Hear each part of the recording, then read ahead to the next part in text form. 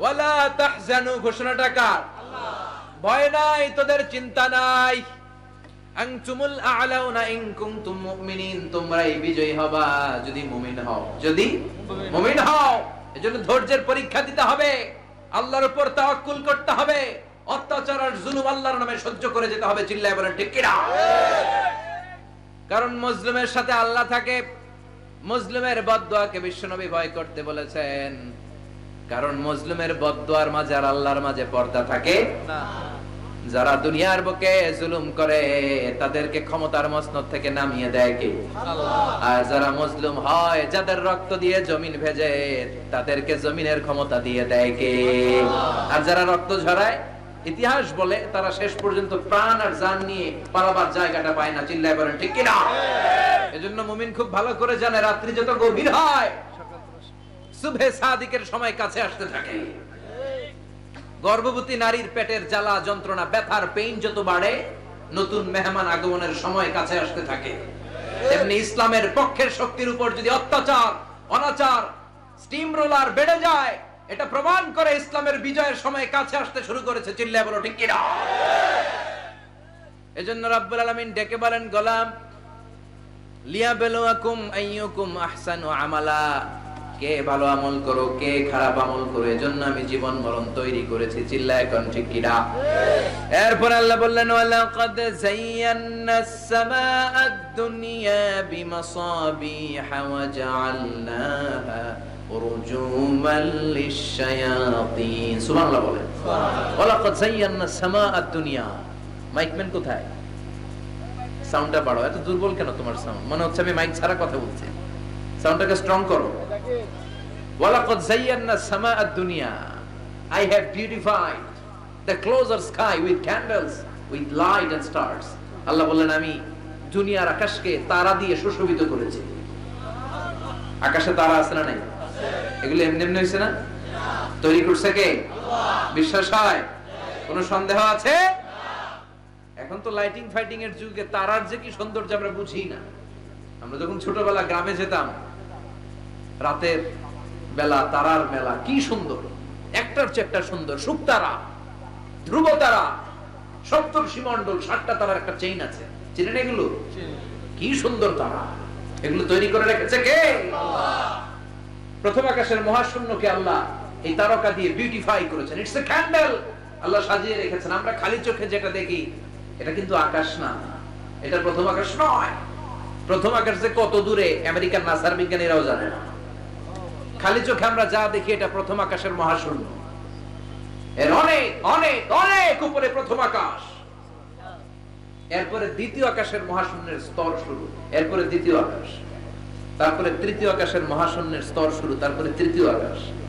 একটার চেয়ে আরেকটা বড়। প্রথম আকাশের চেয়ে দ্বিতীয় আকাশ কত বড় বলি?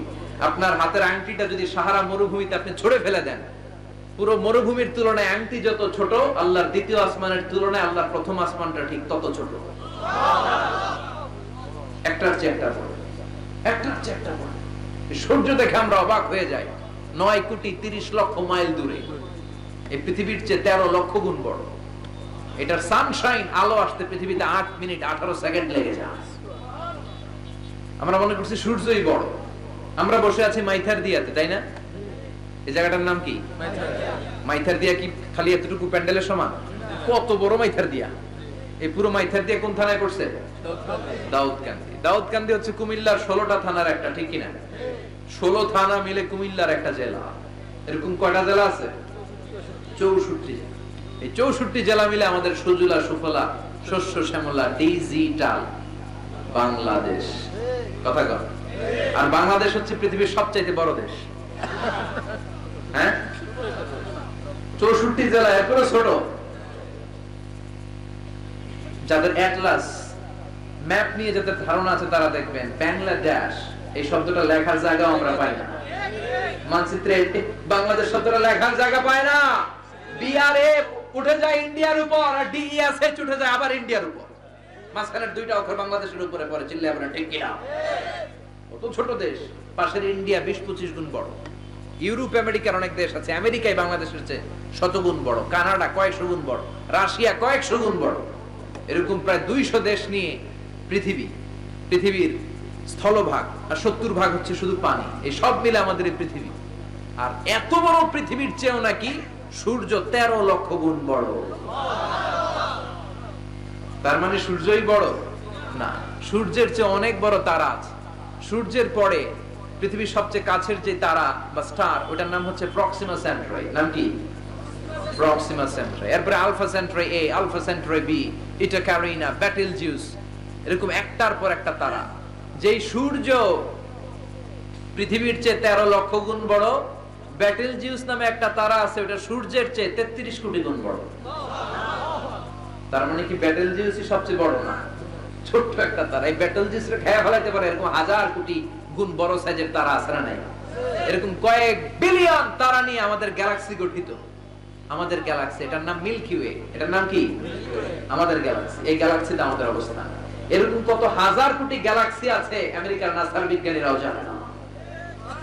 আমাদের গ্যালাক্সির সবচেয়ে কাছের যে গ্যালাক্সি, ওই গ্যালাক্সিটার নাম হচ্ছে অ্যান্ড্রোমেডা। কি নাম? অ্যান্ড্রোমেডা। আমাদের গ্যালাক্সি থেকে কেউ যদি কাছের গ্যালাক্সি অ্যান্ড্রোমেডাতে যেতে চায়, তার 2.5 মিলিয়ন লাইট ইয়ার্স সময় লেগে যাবে। কথাটা কঠিন হয়ে গেছে, আমি ভেঙে বলি, তারপরে সুবহানাল্লাহ কই।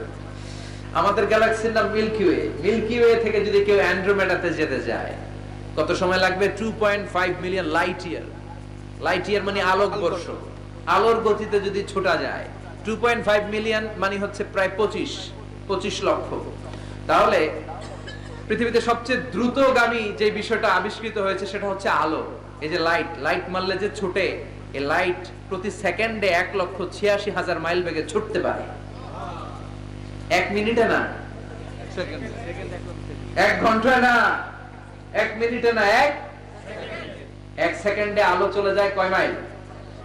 1,86,000। খুঁটিয়ে নাও চিন্তা। আপনি কল্পনা করতে পারেন? হয়তো মাথা নাড়াইতেছেন। এটা কি কল্পনা করা যাবে? আমার তো তার ছিঁড়ে যাচ্ছে। 1 সেকেন্ডে নাকি আলো ছুটে 1,86,000 মাইল বেগে। 1 সেকেন্ড শব্দ কইতে তো 2 সেকেন্ড লাগে। কথা কোন? এর মধ্যে আলো চলে গেছে 1,86,000 মাইল। তো কোন রকেট যদি আপনি পান, যে রকেট দিয়ে সেকেন্ডে 1,86,000 মাইল বেগে রকেটটা ছুটবে প্রতি সেকেন্ডে, খেয়াল করেন, ঘন্টায় না, মিনিটে না, কিসে? সেকেন্ডে। যে রকেটটা সেকেন্ডে 1,86,000 মাইল বেগে ছুটবে, ওই রকেটটা দিয়ে আমাদের গ্যালাক্সি থেকে আমাদের পাশের গ্যালাক্সি অ্যান্ড্রোমেডাতে পৌঁছতে আপনার 25 লক্ষ বছর লেগে যাবে। সুবহানাল্লাহ বাড়িতে গিয়ে বললেন সুবহানাল্লাহ। এরকম বিশাল বিশাল তারা দিয়ে আমাদের আকাশটারে বিউটিফাই করেছে কে? এজন্য আল্লাহ বললেন ওয়ালাকাদ যায়্যানাস সামাআদ দুনিয়া বিমাসাবিহা ওয়া জাআলনাহা রুজুমান লিশ-শায়াতিন। আমি এই দুনিয়ার আকাশটারে সুন্দর সুন্দর তারকারাজি লাইটের মতো সেটিং করে সুশোভিত করেছি। আবার এই তারকা দিয়ে আমি শয়তানদেরকে প্রহারও করেছি। সুবহানাল্লাহ। শয়তানদেরকে আল্লাহ তারা মেরে আঘাত করে। সুবহানাল্লাহ বলেন। এরপরে এই সূরার প্রথম রুকুর শেষে আল্লাহ বললেন ওয়াসিররু কাওলাকুম আও ইজহারু বিহি ইন্নাহু আলিমুম বিযাতিস সুদূর আলা ইয়ালামু মান খালাকা ওয়া হুয়াল লাতীফুল খাবীর।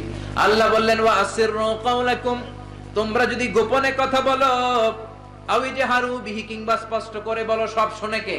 আল্লাহ। আপনি যেমনি বলেন শুনবে কে? আল্লাহ। বলেনই নাই, শুধু মনে মনে ভাবছেন, শুনবে কে? আল্লাহ। সুবহানাল্লাহ কইবেন না? সাত আকাশের উপরে, আরশের উপরে তার অবস্থান, সাত জমিনের নিচে কোন গোপনতম প্রকোষ্ঠে, কোন ছোট্ট বাক্সের ভেতরে যদি কোনো পিঁপড়া, পিপিলিকা নীরবে হেঁটে যায়, আল্লাহ বলে আমি ওই পিঁপড়ার হেঁটে চলার পায়ের আওয়াজটাও শুনতে পাই। এজন্য কেউ যেটা শুনে না, শুনে কে? আল্লাহ। এরপর আল্লাহ বললেন হুয়াল্লাযী জাআলা লাকুমুল আরদা যালুলান ফামশু ফি মানাকিবিহা ওয়া কুলু মির রিজকি ওয়া ইলাইহিন নুশুর। সুবহানাল্লাহ বলেন। সুবহানাল্লাহ। আল্লাহ ডেকে বললেন গোলাম, তোমাদের জন্য জমিনটারে আমি বিছানা বানিয়েছি।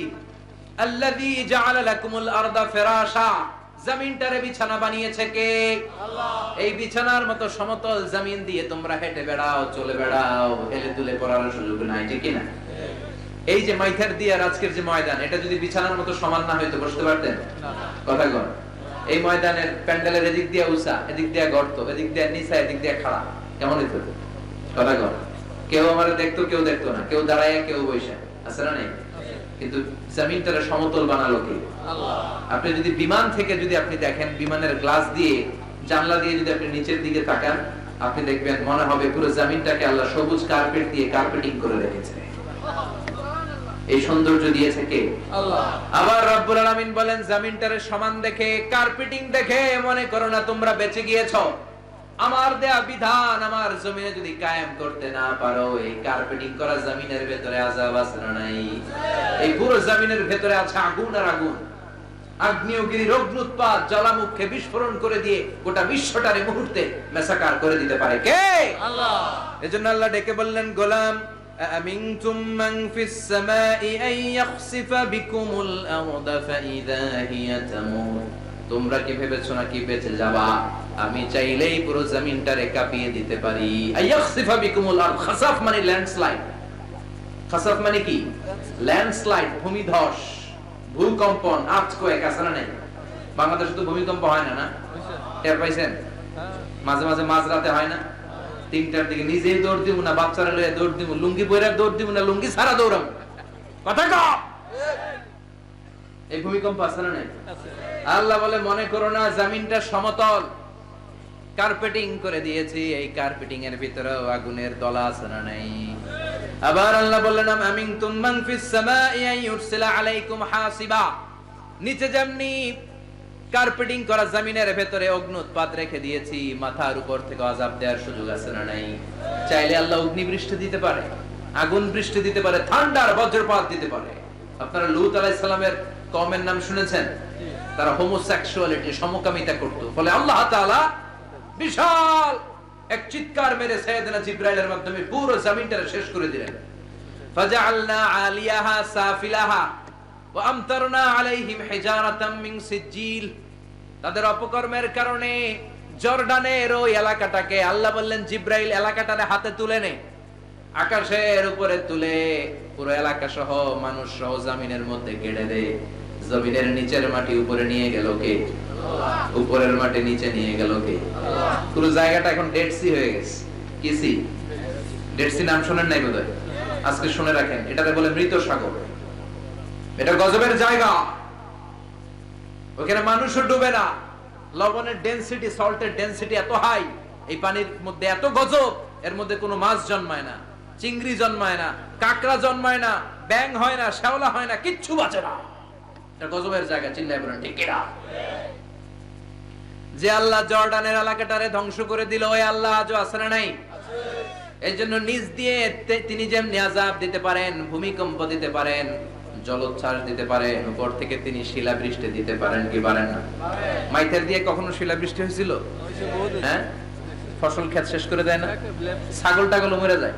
ছাগল যদি ইয়েতে থাকে ক্ষেতের মধ্যে, বড় শিলা মাথায় পড়লে শেষ, মানুষও শেষ, টিনের চালও শেষ। কথা কন। এরপরে আল্লাহ যদি উল্কা বৃষ্টি পাঠায়, উল্কা যদি পড়ে, কই যাবেন? কোথায় যাবেন আপনি? উল্কা চিনেন? মহাশূন্যে বিশাল পাথরের খন্ড ঘর্ষণ খেয়ে পৃথিবীর ভেতরে ঢুকে যায়।